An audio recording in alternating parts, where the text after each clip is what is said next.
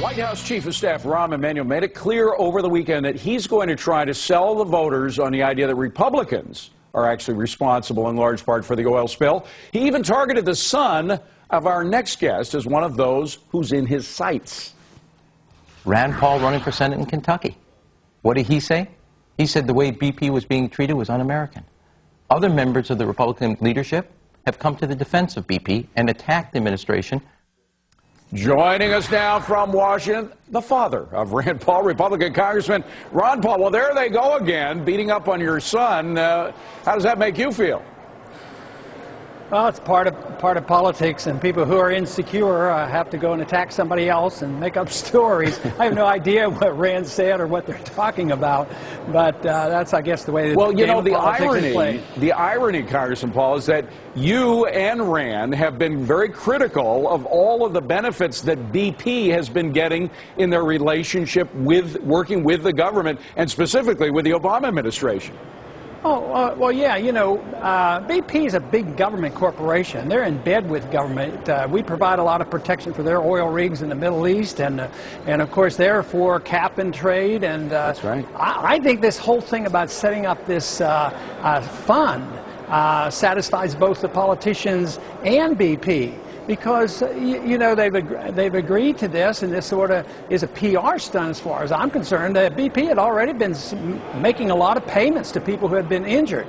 My point is they've caused the damage. Before you go any further, let me just ask, because a lot of people would say, wait a minute, $20 billion payout, that doesn't sound like much of a benefit for BP. How does that benefit BP to have this fund? Well, they have to pay. Everybody knows that, and I think they know that too, so they might as well, you know, concede to this.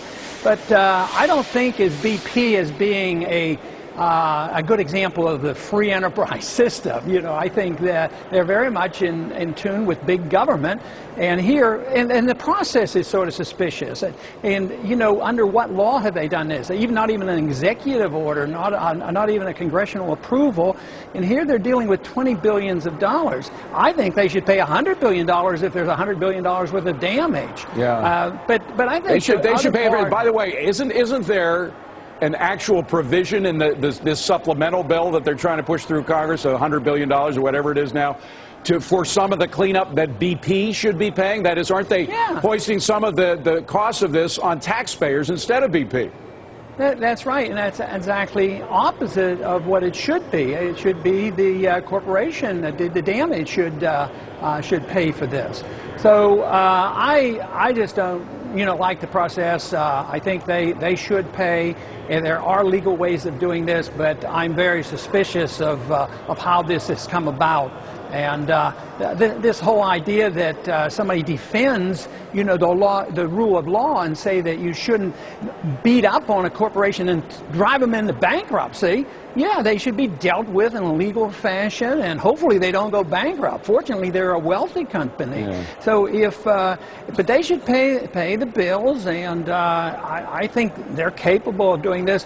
But, you know, this whole idea that you have to close down all the oil wells in the Gulf, and that means it will hurt BP even more, plus all the oil companies, plus all the people who now are going to lose their jobs in addition.